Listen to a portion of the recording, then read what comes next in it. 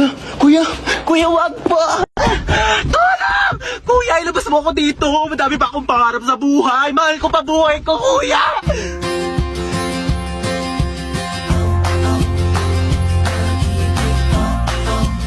May sinasabi ka ba? Wala. Sabi ko, marami pa akong pangarap sa buhay.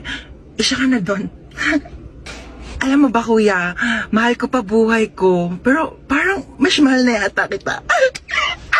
Aka na yung bag mo. Sorry, wala yan masyadong laman kasi hindi pa ako mayaman. Pero antayin mo, pag-graduate ko, mag-work agad ako, tapos mag-iipon ako. Tapos bibilhan agad kita ng kotse, pang-kidnap mo.